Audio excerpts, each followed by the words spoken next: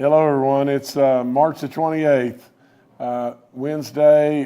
It's hard to believe, tell you the truth, that the winter's gone, and now we've got hopefully clear sailing and everything. I'm sure we're going to have some bouts of bad weather between now and when spring really arrives, or the early days of summer, but we'll get through that as we've gotten through all the stuff we've gotten through over the years here, or months.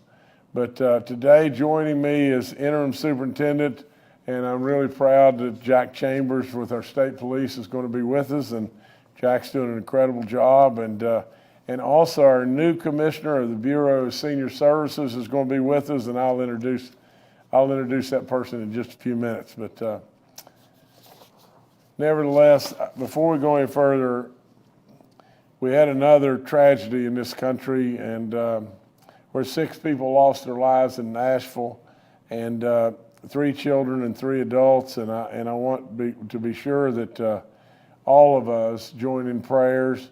Kathy and I will surely, and I've already said many, many, many prayers, but it's just terrible. It's just so senseless, and it's just plain terrible. But the Covenant School in Nashville is surely hurting, and really, really, really hurting right now, as all those great families that this tragedy has affected. And so please just keep these folks in your prayers. And I'm sorry that I just hesitate, because I just hate it.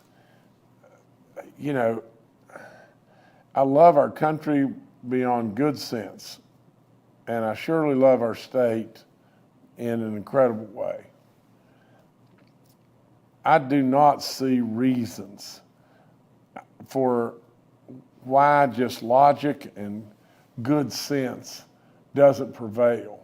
I don't see reasons why we should now be a peoples in a lot of ways of what you can get by with versus what's right and wrong. Now, I make plenty of mistakes, and I screw up all kinds of things. But absolutely, I don't know what is going on with our nation in many ways. And it's just plain not good. And so I just got through with a bill signing just a second ago, that basically bans and gives a mechanism to be able to monitor and regulate and everything else, things that are being sold in our convenience stores or wherever it may be to little teeny kids that absolutely, with no age requirement, that can really possibly take a life. I just don't get it. And so please forgive me for this little talk, but let me tell you something. America is not invincible. For all of us that believe that no matter what we do every day, it's going to be okay, it could possibly not be okay. And we best better get worried about that. And we best better get back to what we know, common sense, or just what we know is right and wrong. I'm sorry. Okay. We want to congratulate our West Liberty University men's basketball team. They were national runner-ups, and they finished the season 33-4. Again, an incredible job by our Hilltoppers at West Liberty, and a memorable season that those kids and coaches will never forget. So, way to go, guys, and that's really good stuff. The Division II National Championship, it's big time. Really, really big time. Congratulations. Like I promised you just a second ago, we've got a new commissioner right now. Today I have an announcement to make regarding the West Virginia Bureau of Senior Services. Today I want you to make really welcome Denise Worley, and Denise is our new commissioner of the West Virginia Bureau of Senior Services. And so Denise, I know you'll do incredible work. There's no question in my mind whatsoever and everything, but she joins us today, and she's taken over for a man that Robert Waswall that did incredible work for a long, long, long time, and it says here that Robert Roswell has been with the Bureau for 36 years and is our director 11. So we salute and we thank Robert for all those great years, and Denise, you got the ball, so run with it and everything. We thank you so much. Thank you, Governor Justice. I would just like to say that I'm very thankful for this opportunity to serve the seniors here in our great state of West Virginia. So I'm looking forward to working with our senior population, and very thankful for this opportunity. Denise, thank you so much, and we'll all be behind you, but we know the great work that you've already done, and I know you'll just make us all proud. So thank you so much. Thank you. We started the celebration on Monday of Gold Rush. This is 6 years into this now, and I think we're stocking 50,000 pounds of golden trout in our lakes and streams all across the state. I salute the great people at the DNR and all the phenomenal work that they do. At some point in time, I'm going to share with you a picture of a golden trout that I caught, way back when, way before we started our stocking this year. And it just so happened it really was the biggest golden trout. It surprised me to death and everything that a golden trout could be living, where I caught it. But nevertheless, I'll show you that at some point in time. But, a golden trout in the state of West Virginia is so spectacular. It's so unique. It's our own, and so not only did we stock some wonderful fish at Babcock, but we announced a trail that has been completed, and that goes for probably 4.5 miles below the cabins at Babcock. And if you haven't been down in the lower end of Babcock, you've not trout fished. That's all there is to it. And it takes a little effort to get there and everything. But I can tell you, years ago, and I say this very proudly, I would go all the way to where the stream running through Babcock, and I think they call it Glade Creek of Man, but nevertheless, I have been all the way to where that stream enters New River and fished back upstream, and it is so spectacular. It is just off the chart. And I've done it and done it and done it and done it. And it is absolutely, without any question in my mind, the most beautiful trout stream that we have in the state, maybe the most beautiful trout stream in this nation. It is so spectacular. It's just off the chart. So what a great day. What a great day to celebrate some incredible, incredible work that the great people with our highway department have done. I salute Jimmy Riston and all of his crowd and everything. Unbelievable work, unbelievable work. We also, much to my surprise, we got down there and there was a pretty falls, little bridge built over it and everything. Somebody put a sign up there. Of course, I had Baby Dog with me, and she's riding in a little, side by side, right beside me, and right beside her was the Secretary of Tourism, and all of a sudden there we are at this little bridge going across, and it's got Baby Dog Falls. And so I guess somebody came up with a name, and named this little falls area, Baby Dog Falls. So there I am holding her, and I'm telling you, she's a load to hold. Don't you think she's not? But nevertheless, good day, a lot of fun. I encourage everybody to get out and enjoy these Gold Rush days, catch a golden trout. Absolutely go out, take a kid fishing and everything. It'll be something that'll touch your soul. So just good stuff. Also yesterday, we announced a partnership with Breeze Airways at Yeager and everything. Right here within a rock's throw of where we're at right here. But Breeze Airways is going to bring, a gigantic announcement for Yeager. Yeager International, and what an incredible announcement. Right now, we have four carriers that are, four flights rather to destination cities, okay? Breeze Airways is going to bring us 2 additional destination cities. They're going to bring us Orlando and Charleston, South Carolina immediately. But the contract we have with them was within the next 24 months, they're going to bring us an additional minimum of 3 more cities. So all of a sudden, Yeager's going to go from 4 destinations to 9. And we're going to go there very, very, very quickly. I absolutely thank all those.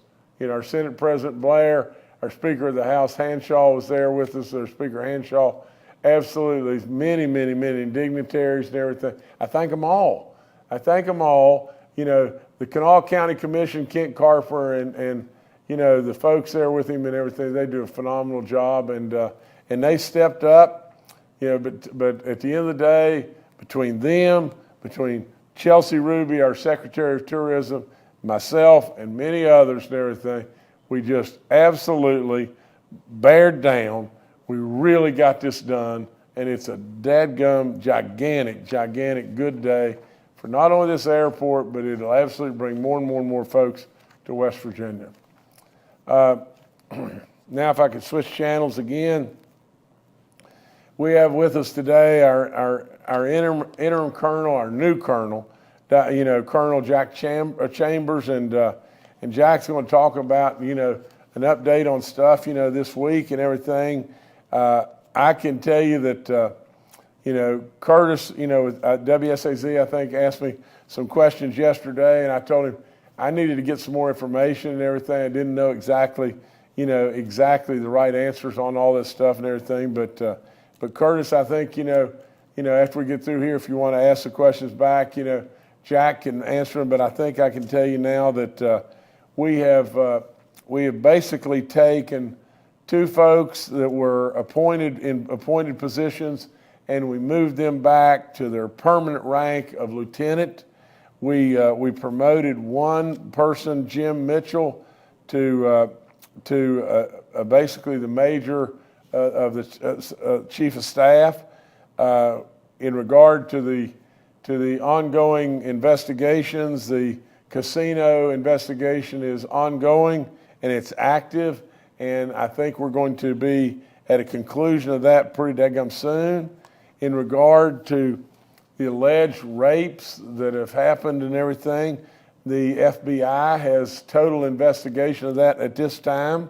As far as the women's locker room stuff and everything, it is under an open investigation at this time, and the internal investigation had not been opened, but it is now open, and Jack Chambers can speak a whole lot more learned than I about that. So that's all I've got, I think. Now hold on just one second, but no, I'm sorry. I've got a little bit more.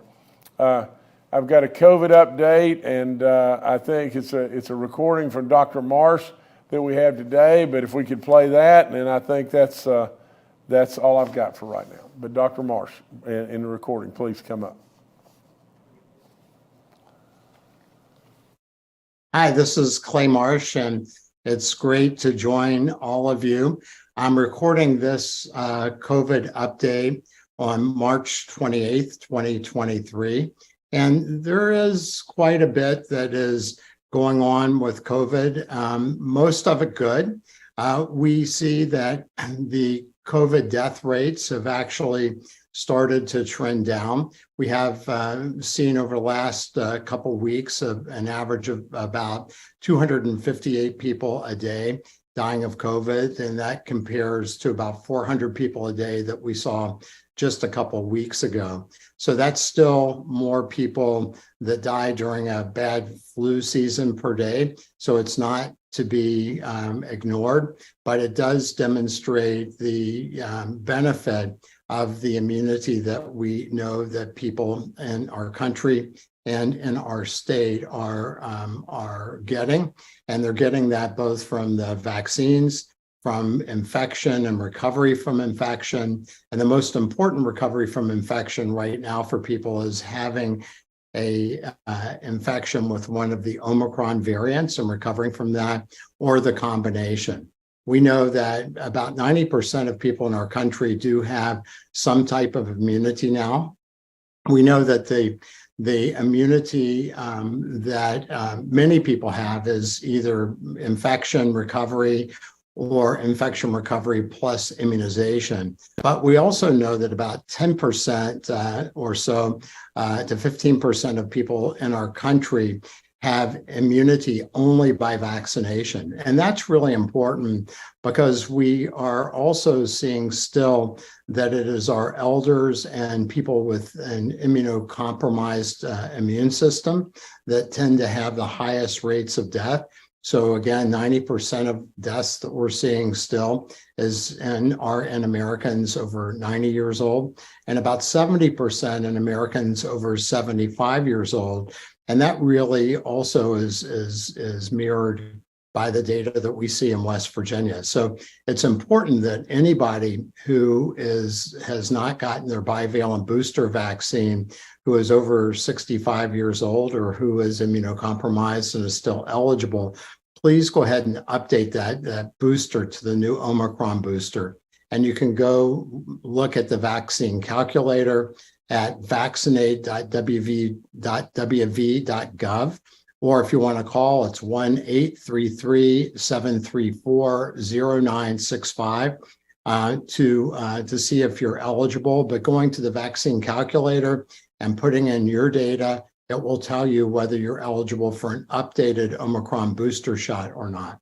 And we know that about 41% or so of people in our country who are over 65 have gotten the Omicron booster shot. And we know that that shot is still very protective in helping people avoid the most severe consequences of COVID infection, including hospitalization and death.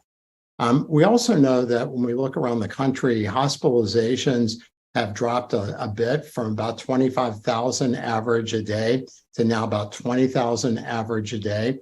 And while that's good news, that's still more people, about twice as many people as we saw at the low point of COVID in our pre-Delta variant time in COVID. So it's important for us not to let down our guard, but it is encouraging that we are seeing some of these most severe statistical assessments, including death and hospitalizations, trending downward.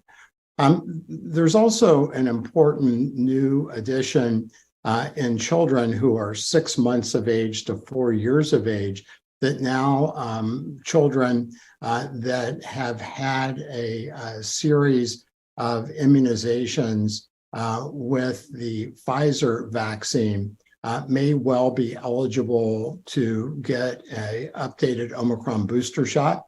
And that is something that even if you go to the vaccine calculator, the suggestion will be to call your pediatrician and consult with them. Again, this is in children aged 6 months to 4 years that have received the Pfizer vaccine series.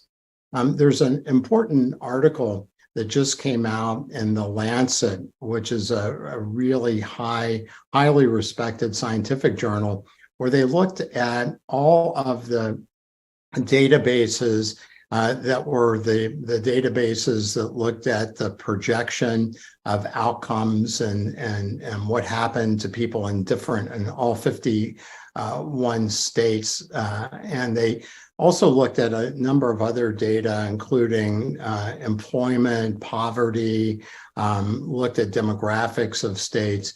And what they were looking for was to try to evaluate what were the lessons that we should learn during the pandemic, and how did the states respond to that, and where can we be better in the future. And I'll target West Virginia, although this paper is very, very interesting in all of the data. What the paper suggested, and this is what we said at the very beginning of the pandemic, when you look at the level of illness and challenge that each state had, West Virginia was evaluated in this paper as having the most baseline challenge with other illnesses of the population, age, et cetera. And what they showed was that when adjustment was done for the level of illness of the population, we actually had the 14th best response in the country. But as far as mortality, as far as deaths per capita per our population size for the COVID response, and it also showed that as we look around the country, that states that had a similar level of illness, not quite as much evidence of illness as West Virginia did, but states that had higher levels of illness, they had statistics all over the map as far as how they did in some of these outcomes, including death, which is the most important one, of course. So I think that for us, we have done a good job in our state, and certainly appreciate the commitment of all of the partners, Governor Justice's leadership. But it also says that we continue to have a very high level of illness in our state, which is something that we really need to address, because although we do feel good about the COVID response, we also know if you take that away and you just look at the number of deaths in our state during this COVID pandemic and don't adjust for the level of illness or age of our population, we still have one of the highest death rates in the country for any state. So ultimately, it is important for us to continue to work on the general health of the state, as well as to learn from what has happened during this COVID response. I want to finish by underscoring two really important issues for us all to consider.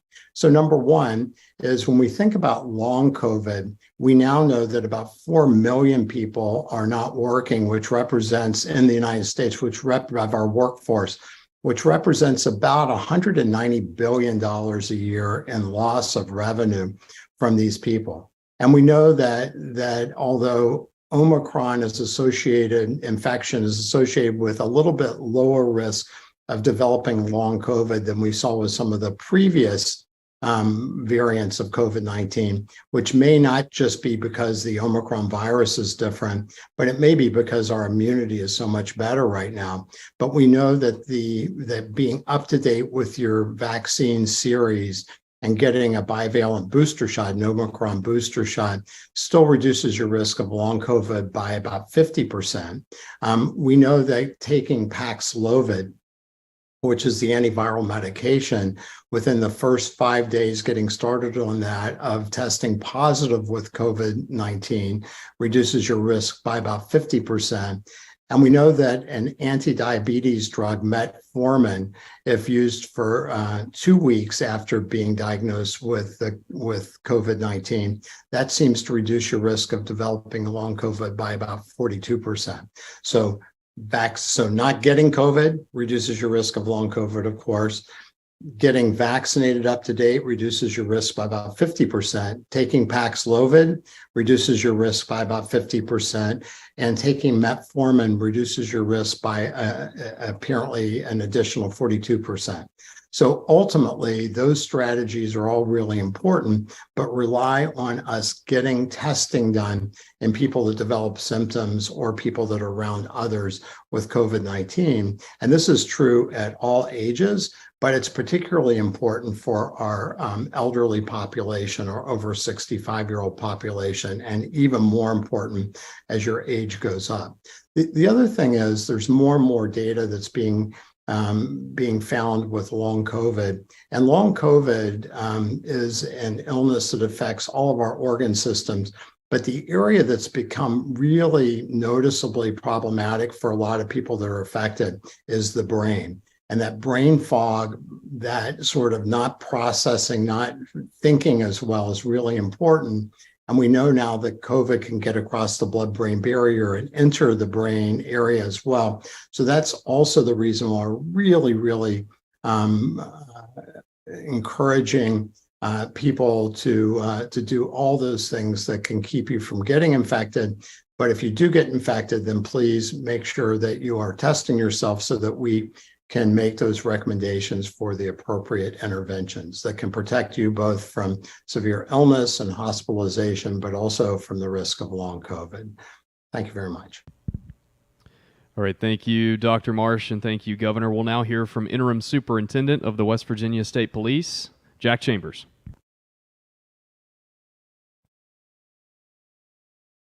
Good morning. Good morning, Governor.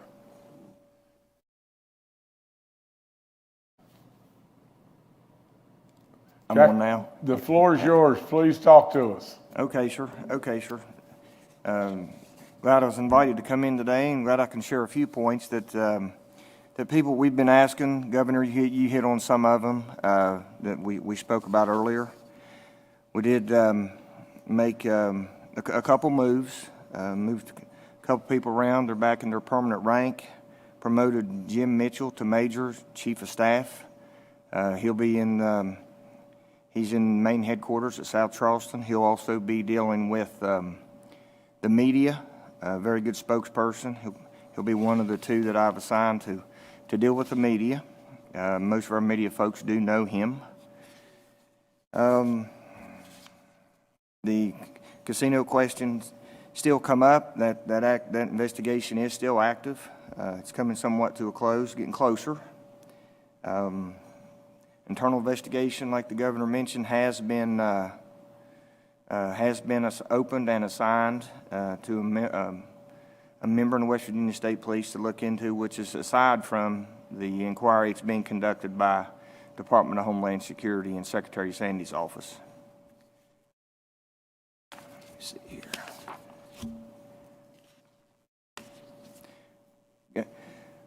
I've been there about 7 days, six working days now since last Tuesday. Of course, Saturday and Sunday was busy as well. And Governor, you said it first, and then I followed with you me saying that West Virginia State Police is not going to give up on the citizens of West Virginia.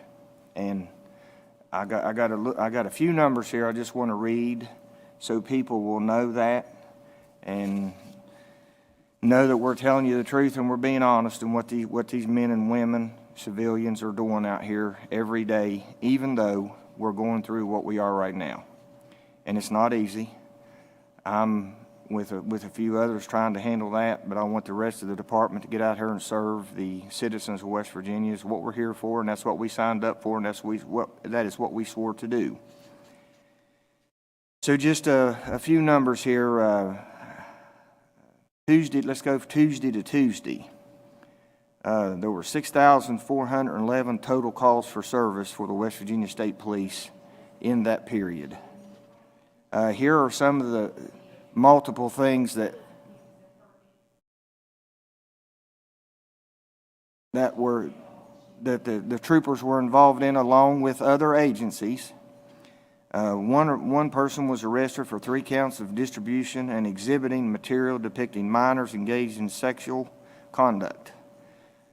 An undisclosed amount of fentanyl, which we hear on the news every day, cocaine, methamphetamine, marijuana, weapons, ammunition, money seized, ongoing investigations. We had multiple arrests in those, and several of those investigations will continue. Responded to a shooting, 1 person arrested for first-degree murder. Investigated threats of school shooting, resolved without incident. That was probably an offset of what happened in Nashville. God help those people down there. Investigated a murder-suicide. Vehicle pursuit, leaving the scene of an accident. Abducted child located, suspects arrested. Responded to armed robbery, 2 suspects arrested and located and arrested. Responded to a bomb threat at a school, searched, nothing was found. Arrested a fugitive for first-degree murders, come into our state from another state, and we were able to apprehend him. Investigation of a missing person, male was located, communicated back with the family and put him back with the family. Investigated a juvenile that was located, he's now safe, or they are now safe. Responded to an arson, an arrested suspect who was also a fugitive, another pass-through coming into our state wanted in another state. Rescued a juvenile who was being sexually assaulted by a parent, father arrested. Investigation of a mail shot, investigation is ongoing. An investigation of a stolen tractor trailer vehicle located on I-77, suspect arrested. That's just some of the incident reports that come through to main headquarters down here at South Charleston. That's not counting the accidents that we're checking, the traffic that we're monitoring, and the domestics that we're responding to. So that's just some of the things I just want the people of West Virginia to know, and that the West Virginia State Police is, we are going to keep protecting our citizens. All right, Colonel, thank you. And I hope, and I want to go back to just this, and I hope we heard the words of this great man. And the words are just this: 6,000 calls that the state police got, plus 6,000 plus calls in the last week, in a week. And everything from arrest for first-degree murder to armed robberies to everything. Every single thing, to, potential bombings at a school, to I don't know if it's necessarily kidnapping, but missing persons, and found them and got them back with their families, and on and on and on. And that's what I've said repeatedly. I said, sure, we had some problems, and we're addressing those problems. But at the same time, there's so much good that's going on all the time. We don't want to just brush the problems under a rug. Nobody's wanting to do that. We'll address the problems, but we don't want to ever forget all the good that these great men and women of the state police are doing every single day. We just absolutely can't possibly, you can't with me at least, you can't possibly just ignore the good that's going on. So, absolutely. And you've heard exactly what I've said. We had some things that are just, they're just so off the chart, and it's just unbelievable, unflat believable. Conduct that we can't have. We cannot possibly tolerate in the invasion of women. Absolutely, exactly what we've done at that women's locker room. It's just, there's no way to tolerate something like that. There's no way to tolerate theft or whatever it may be. This great man, I promise you that in addition to this great man, we're trying with all in us, and we'll get to the bottom of it. We'll get to the very bottom of it. And we'll absolutely cleanse the very best we possibly can. But don't forget all the good they're doing, because they're doing tons and tons and tons of good, and they're the very first we call. That's all there is to it. That's all I got on that. All right, thank you, Governor. We'll now go to questions from members of the media. The first today from Kenny Bass with WCHS and Fox 11. Good afternoon, Governor and Colonel. A couple of quick questions for you. One, how many people have actually been fired from the state police in connection with the investigation of the allegations of wrongdoing to date? And two, how many more moves are expected to be made at headquarters among the top brass, those people who populate Brass Hall? So far, 2 have been transferred. You do have a new chief of staff, but when do you think that the employee reviews will be finished in time to make any further changes if it's necessary? And finally, Governor, I was just curious, you've talked about your dad a bunch of times in these briefings, and it made me wonder this question. I don't know if you can answer it, but if you can, I'm curious to know what you'd say.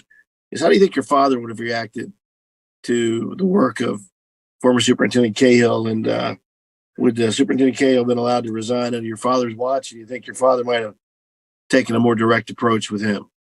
Thank you very much, as always, for taking the question. Well, Kenny, let me answer the last one.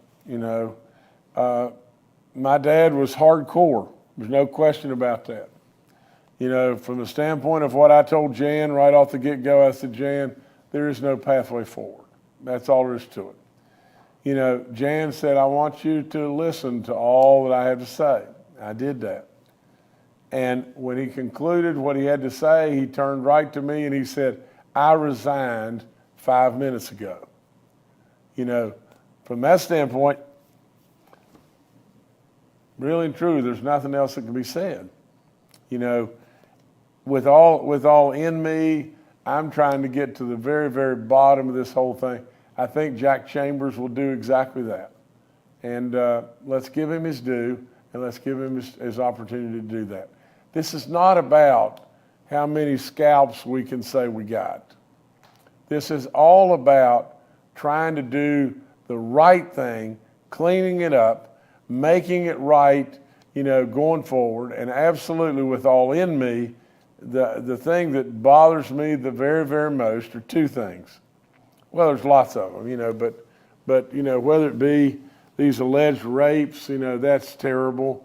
You know, whether it be the women's locker room situation at the top of my list, you know, whether it be the stealing of money at the casino or whatever it may be, you know.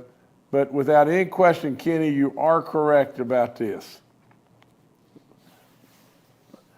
Many times in an organization we feel like, or it is perceived that, you know, people on the outside may not like us, we got to take care of one another.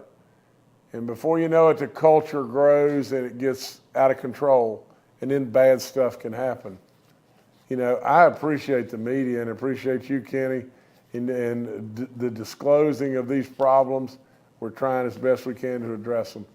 You know, Colonel Chambers, if you'll come in and follow up on the rest of Kenny's questions, please. Sir. Yes, sir. Kenny, to answer your question as far as being fired or terminated, none at this point.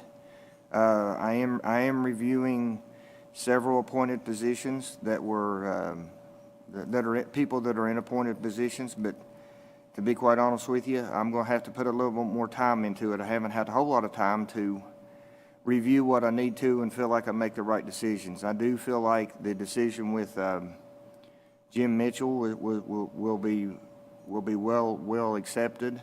He's an honest person, very good speaker. He'll be dealing with you all, Kenny, and the rest of the news the media outlets. And for me to give you a timetable when all that will be complete, I wouldn't be telling you the truth if I gave you a date. I don't have an end date.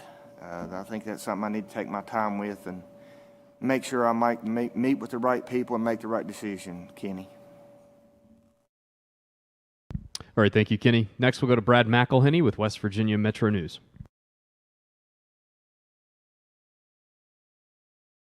Hi, Governor. Governor, I've been watching the bill signings. Your hand is probably sore because you've been signing a lot. Here's one I've been wondering about specifically, though. In your role as chief executive and as a high school coach, I've been wondering what you might do with a bill that provides a little more latitude in high school athletics transfers. Thank you. Well, Brad, it's a really tough call, is it not?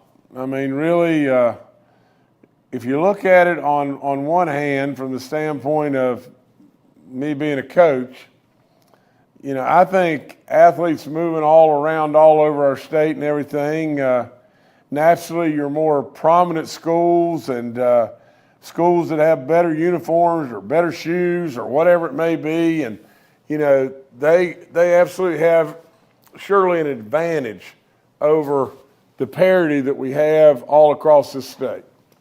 There's that absolutely to consider. From the standpoint of it making our sports basically non-competitive with one another, you best better consider that as well. From the standpoint, though, of, you know, more than anything, the movement today, and I think we should absolutely. We should not turn our back on this. Parents believe that they have rights of how their children should be educated, rights of where their children should be able to play, whether it be a Hope Scholarship kid or it be a homeschool kid or a micro, I don't know exactly what that school system is called, but virtual, whatever it may be, all of that, you know, whether it be the microsystems or whatever, all that, you know, those parents that are involved with their children feel like that they should have a real latitude of choice. I think that our legislature has considered every single aspect of that. You know, to be perfectly honest, it's going to be really difficult for me to go against how our legislature has decided this. I know from a coach that absolutely, you know, this is going to cause some level of imbalance as far as our sports teams all across our state. I don't really know how to address the choice issue that parents are absolutely deserving of. You know, I'm working it. That's all I can tell you. All right, thanks, Brad. Next to Amanda Barron with 13 News.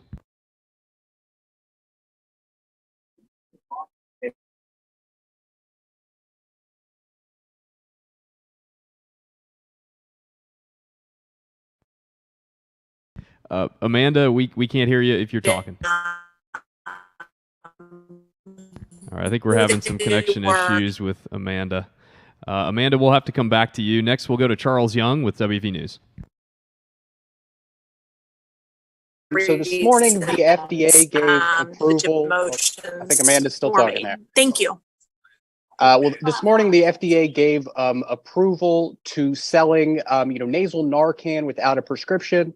By this summer, it's going to be able to be sold in, retailers all over the place, making it cheaper and more available.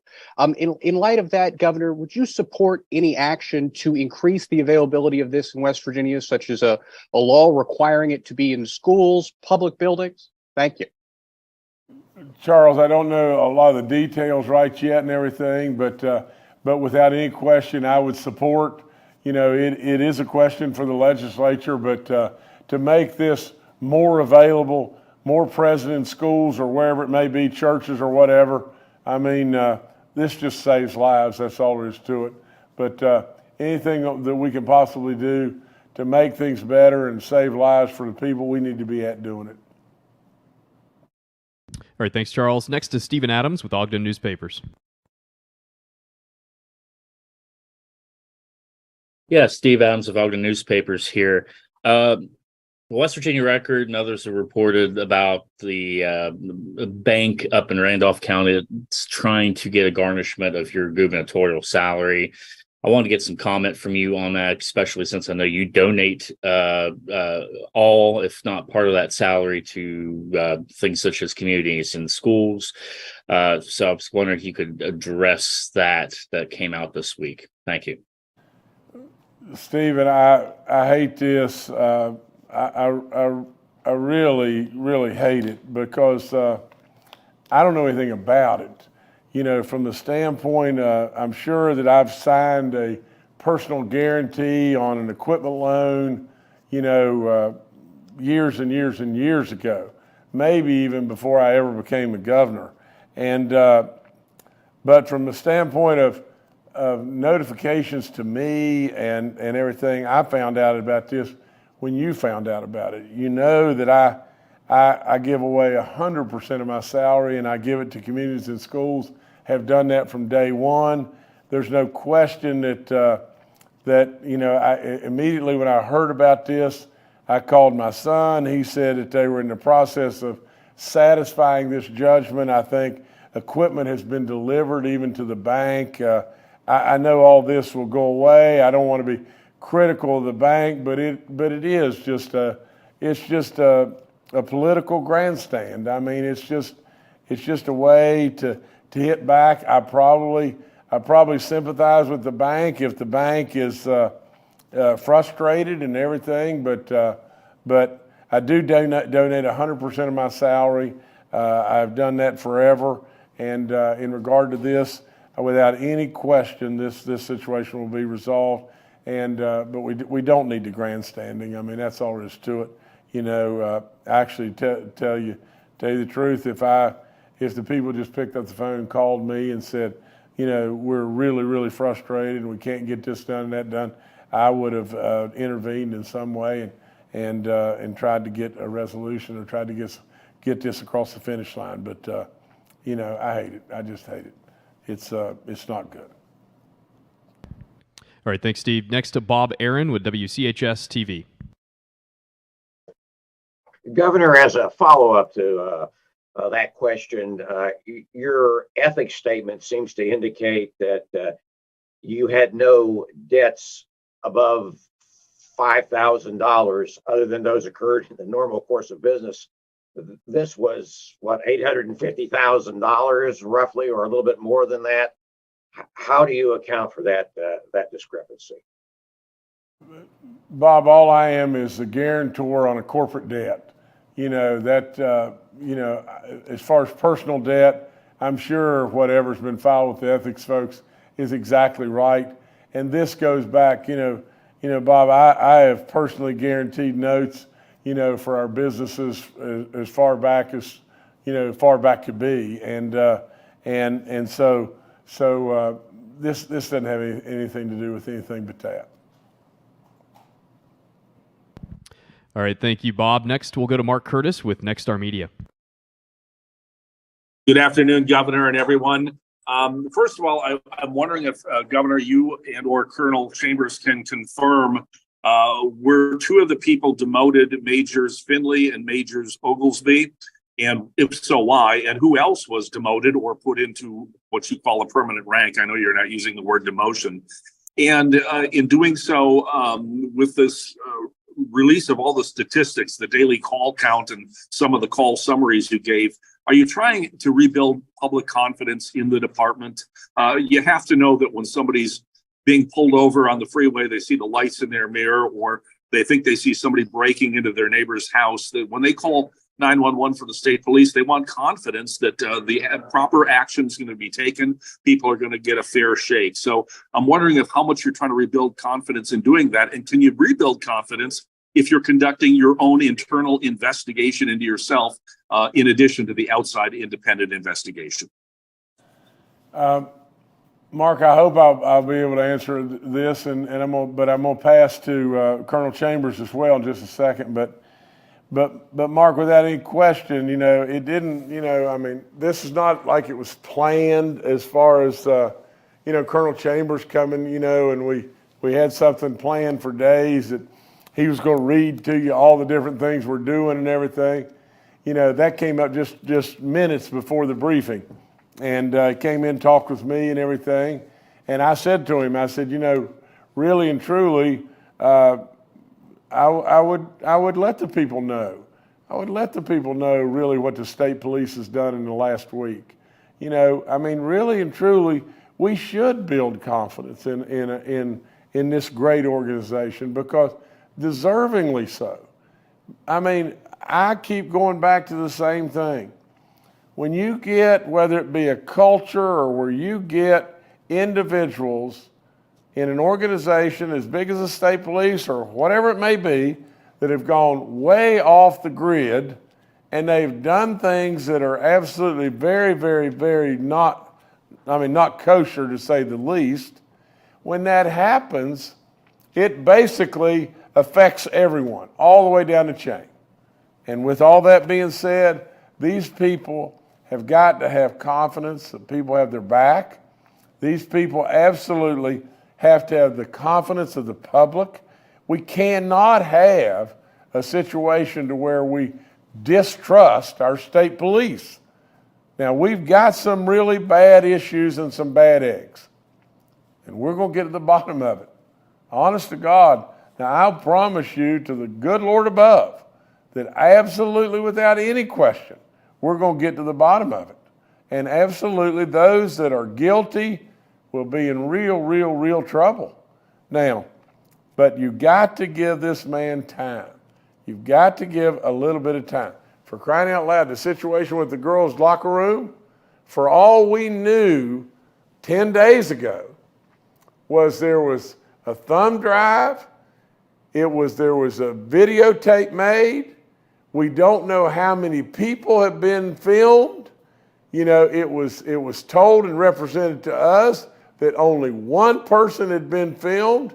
I don't buy that, you know, but I can't dispute that until we get to the bottom of an investigation. With all that being said, give this man a little bit of due and a little bit of time. Do not judge our troopers that are doing the day-to-day work for all of us harshly. That's all there is to it. You got some bad eggs. You absolutely should always respect our police, our people in uniform, all the great people that defend this nation every day. Without any question, we should always stand arm in arm with those folks every day. Colonel Chambers, please. Yes, sir. Thank you, Governor. Mark, on your first question, I did relay that last week through the governor's office on the moves that I had made to the confidence. I put those numbers out there. The governor said it first, and I backed him on it, that the troopers are not going to quit working for the state of West Virginia. That was merely numbers, that what they have done in the last 7 days with everything that's going on, they're still out there doing their job and what they're supposed to do. Myself and some others are working on this other stuff that is taking a different lane, but these troopers all over the state are doing what they were sworn to do, and they are. And that's the only reason I did that. Confidence of the public, absolutely. We always build upon the confidence of the public. We want their confidence. We need the public's help. I learned this 33 years ago from an older trooper. If you think that you don't need the public to help you solve crime, you got another thing coming. You stop at your small gas stations, you stop in neighborhoods, you drive through neighborhoods. And when you do that, you make friends. Well, guess what? Those friends help you solve crime or give you anonymous information or tips to help you solve crime. Again, another way to conduct criminal investigations and get along with the public.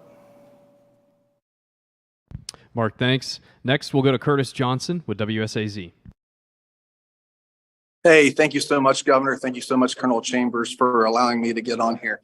Colonel Chambers promised to look at appointed positions in the state police back last week, as well as positions that were not appointed. Specifically, following up on the other question there, specifically, I have documentation. The former superintendent's chief of staff and head of professional standards are those who have been reassigned. I'd like to know if you can confirm that. And then specifically, can you give a reason for their reassignment? And does it have any relationship with the anonymous letter? I'll also be interested in any other reassignments that you guys have made to this point. With regards to the appointment of Jim Mitchell, I'd like to know about anything you have to say about the appointment of Jim Mitchell and any other replacements and the message those replacements should send to West Virginians. On two other items, can you provide more information about the rape allegations that have been sent to the FBI that the governor mentioned? And then lastly, Governor, you spoke at length about the loss of life incident on Interstate 81. State Police and Homeland Security have both denied my request for body cam footage of that incident. You know, elsewhere in the nation, law enforcement organizations will release that video within 24 hours. I'm wanting to ask you, Governor, will you direct your agencies to release that body cam footage? And if not, why? Well, Curtis, let me answer the last question.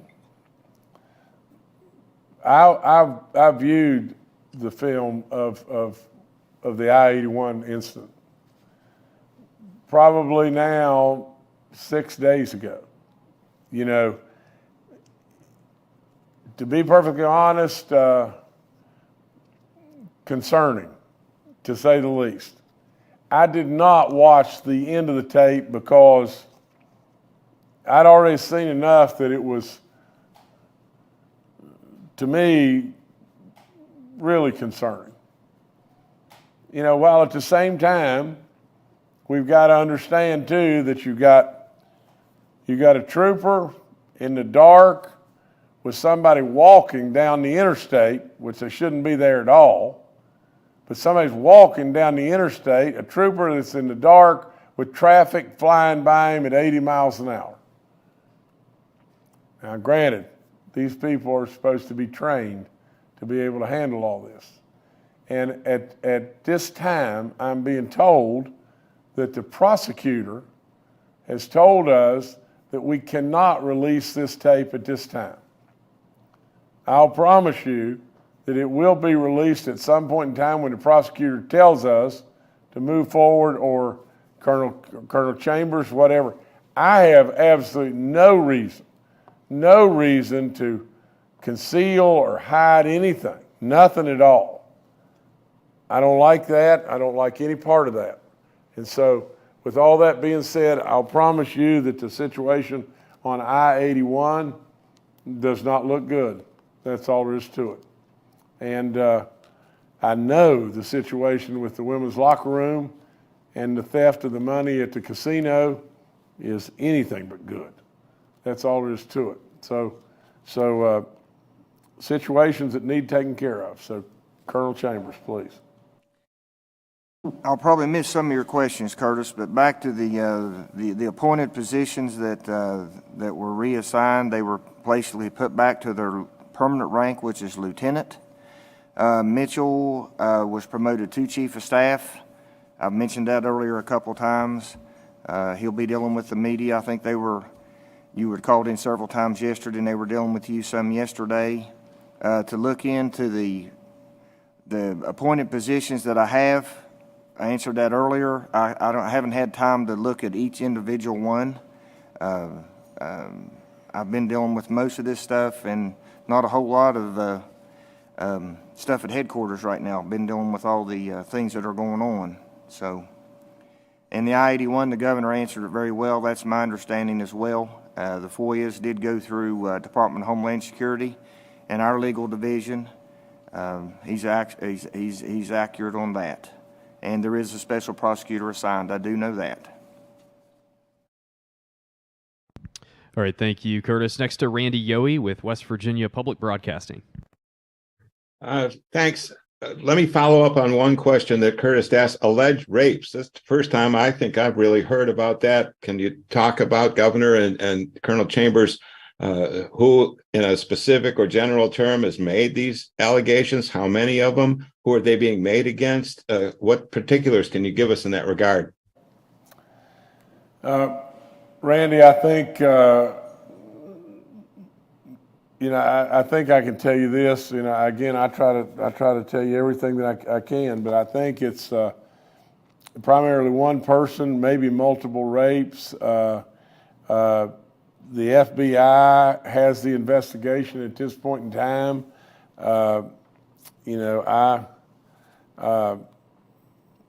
The alleged rapes, I do believe it's one person, but Colonel Chambers, maybe you could add something to this. Yes, sir, Randy. That question was posed by Mandy yesterday, and that case is being handled by the FBI. So I couldn't provide a comment on it anyway. So just to let you know, that's who is handling that investigation, who it's assigned to. All right, thanks, Randy. Next, we'll go to Leah Willingham with the Associated Press. Hey, can you hear me? Yes. Good. Thank you. Appreciate all of your time. This is a question for Governor Justice. As you mentioned, you've been signing some bills this morning. I was wondering if a ban on hormone therapy and other medical interventions commonly used by transgender minors is on that list. The bill also contains a ban on surgeries, which physicians say isn't happening in West Virginia anyway. But other treatments that would be banned, like hormone therapy, are certified by all major U.S. medical associations, and a major provider of this care in West Virginia is WVU Medicine. Their physicians have said they don't want this ban to go into effect and that they think it could harm kids. What are your plans for the legislation? Thank you. Leah, that's one we haven't gotten to yet. We've still got about 60 bills that we're still working at this point in time. I think there's 333 total bills, and so we're getting through them and everything, but it's not a fast process. I mean, this takes time, and we want to be respectful of the votes that were taken and everything, and how people debated these and how they came up with these bills and everything and passed them, you know, for my signature. But we'll get through most all of them today and everything, but we still got some work to do there. All right. Thank you, Leah. Next, due to Amanda's technical difficulties, Mark Curtis is going to ask a question on her behalf. So, Mark, we'll turn it back to you. Okay, again, and this is the third try we've attempted on trying to get names named, but who specifically has been reassigned within the state police? I know I use the phrase demoted because we have two majors going back to lieutenant, but can you name the names of those two people, and can you confirm whether any other high-ranking people have been demoted, who they are and what their ranks are now, and why these demotions happened? I've got to go back to Colonel Chambers, but Colonel, you know, now we surely got to abide by the law as to what we can say, you know, and what disclosures we can make.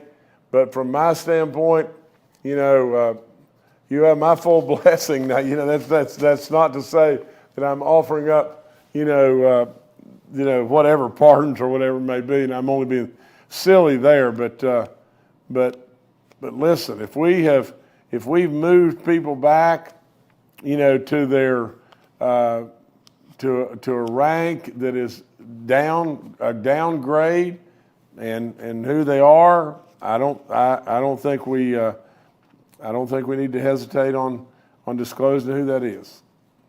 Oh, no, okay. Oh, no, sir, Governor, that wasn't what it was. I had sent that up through DHS and over through an email when the reassignments were made. I thought that was already out there. And yes, it's Oglesby and Finley is who I put back to lieutenant to their permanent rank. There hasn't been no more movement as far as reduction or reassignment from the appointed position to their permanent rank to date. All right. Thank you, Mark. Governor, I will turn it back to you. Well, again, like I said, we've got about 60-some bills that we've got to get through, the balance of those today.